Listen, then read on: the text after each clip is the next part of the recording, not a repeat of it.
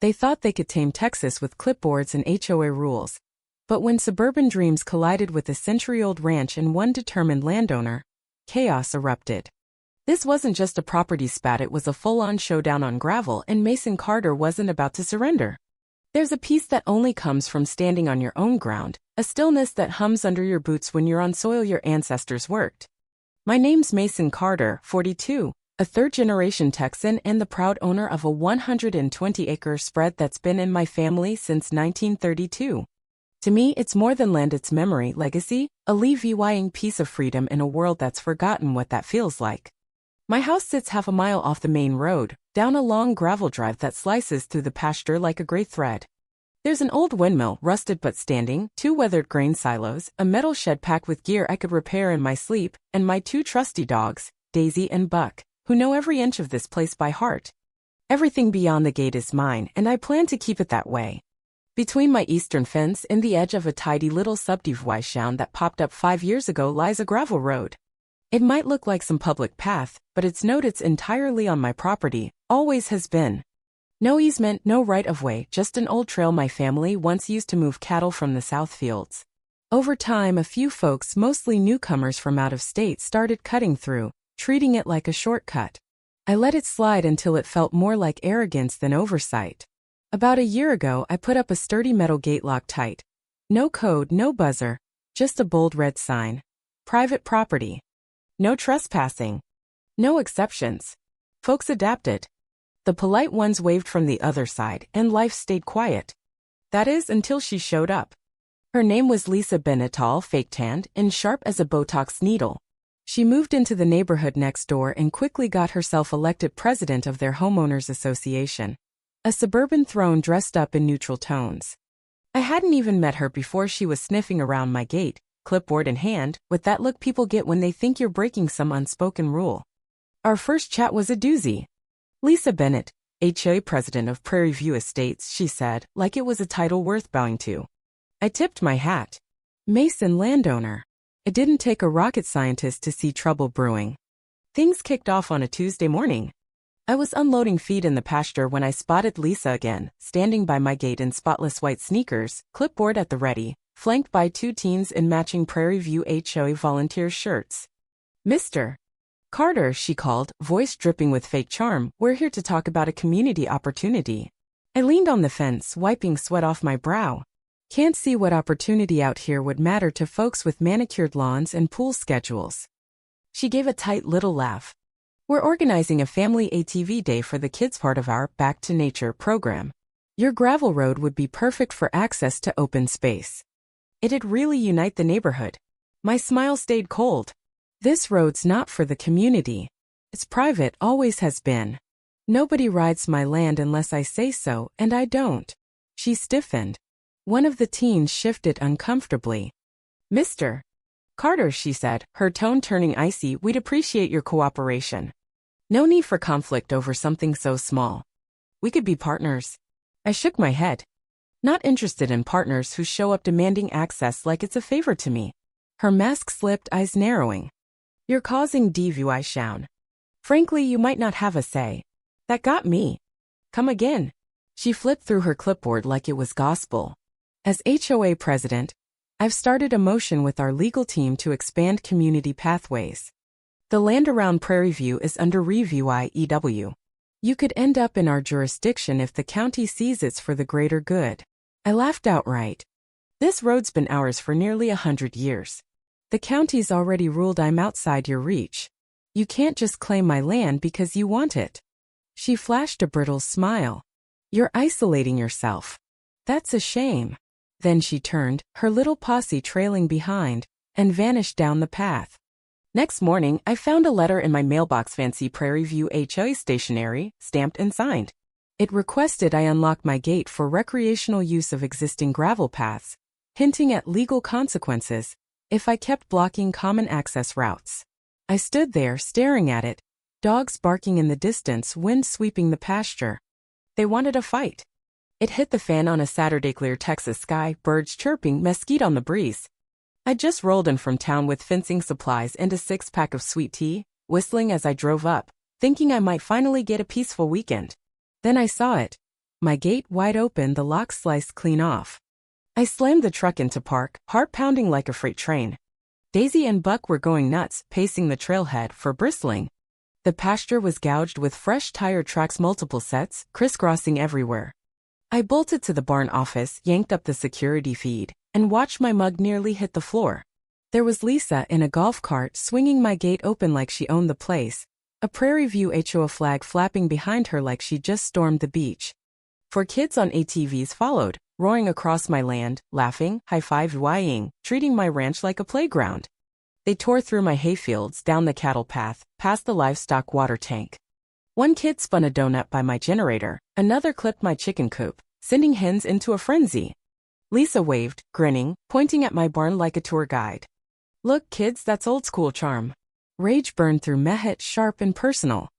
This wasn't random, kids, it was deliberate, led by the woman who'd called me divisive days earlier. She didn't give a damn about my land or my rights, this was about control. I called the sheriff, reported a break-in and property damage, saved the footage to a drive, then walked the land. The lock was cut with bolt cutters, a premeditated job. Tire tracks shredded my grass, irrigation lines, even my new tomato patch.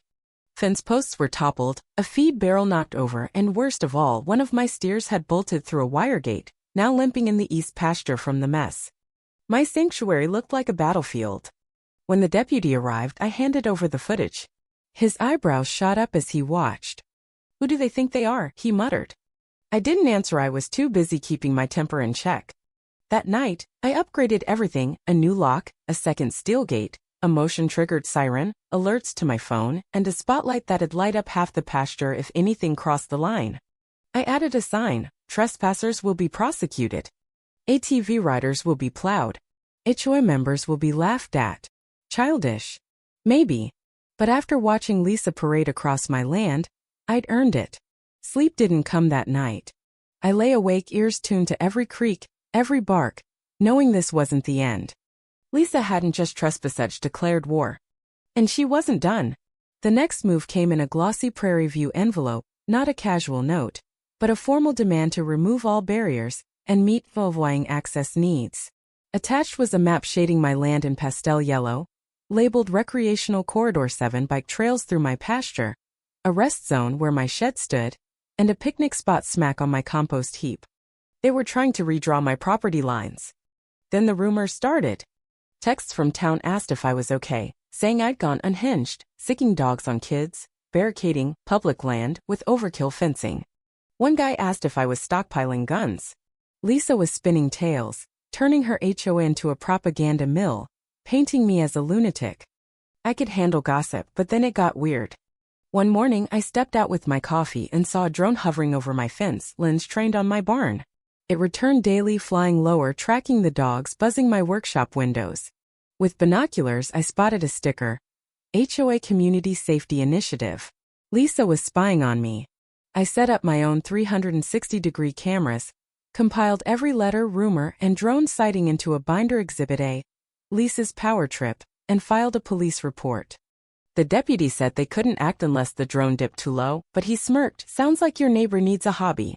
A few days later, Lisa rolled up with 2 khaki-clad sidekicks, looking like discount realtors. "We're from the HOA Expansion Committee," she said, all teeth. "Last chance to join the updated zoning plan voluntarily, or it gets official." I pulled my deed from my pocket, county stamp gleaming, and held it up. "This is the only plan that counts. Get off my land before Daisy gets unfriendly." She muttered, "This isn't over," as they left. If Lisa wanted formal, I'd deliver. I called Ellen Hayes, a land rights lawyer who'd once scared a developer into selling his own plot. She arrived, boots on, took one look at Lisa's letters and said, "This woman's begging for trouble." We built a case. Footage of the ATV raid, photos of tire tracks and my limping steer, the cut lock, Lisa's letters, her defamatory newsletter rants, and drone footage of her giggling as it peeked into my barn. Ellen grinned. Trespassing, property damage, harassment, fraud, defamation, FAA violations, time to file. 3 weeks later, we strode into the county courthouse. Lisa sat there in a pastel suit, sour-faced, with 2 HOA cronies and a lawyer who'd clearly never seen a cow. Ellen unloaded everything: a break-in, the sabotage, the fake maps, the drone, the smear campaign. When the drone clip played, Lisa's voice whispering, "Let's see what Cowboy Mason's hiding," the room went dead quiet. Lisa stood, grasping for control. "Your Honor, we just want to connect with nature. Mr. Carter's land is an opportunity for collaboration." The judge cut in. "So collaboration means cutting locks, tearing up fields, and flying drones?" Her lawyer whispered frantically as she floundered. Then Ellen dropped the hammer. "A notarized statement from Prairie View's original developer, confirming my land was never HOA territory and was shielded from annexation due to its history." The judge ruled in favor of Mr. Carter. The HOA, led by Ms. Bennett, is liable for trespassing, property damage, harassment, and defamation. Ms. Bennett is restrained from approaching within 100 yards of Mr. Carter's land. The HOA owes Dulaw $250,000 in damages. The gavel hit. Lisa's composure cracked, her eyes darting as her team edged away. She whispered, "You've ruined me." I tipped my hat. "No, ma'am, you managed that solo." Outside, Ellen lit a cigarette and grinned. "I live for land law." I stood on the steps, finally calm. It was done, or so I thought. Word spread fast. My phone buzzed with reporters, council members, and a buddy asking if I'd made Lisa cry in court. I ignored them, cracked a beer, and sat with Daisy watching the grass sway. Lisa resigned soon after, citing health issues, but everyone knew she'd been ousted. Her house hit the market, no fanfare, no farewell. The HOA lost power within 100 meters of my land. I added a sign, "HOA boundary ends here. Trespassers will be cursed, snapped, and roasted at the barbecue." I used the settlement to upgrade new fences, irrigation, and a high-tech gate with facial recognition and a voice AI I rigged myself. If it spots Lisa, it blares, "Warning, Lisa detected." Sarcasm mode on, followed by my voice. "Sorry, this ain't your trail, it's my rodeo, and you're not in view, I Ted." Petty? Sure. Satisfying? Damn right. The ranch is peaceful now: solid fences, clear cameras, a gate that greets friends with "Come on in," the grill's hot, and warns strangers to state their business. Lisa's mode still gets the dogs excited. At a cookout, neighbors brought beers and apologies. Even one of the ATV kids gave me a toy drone with a note. "Sorry, Mason.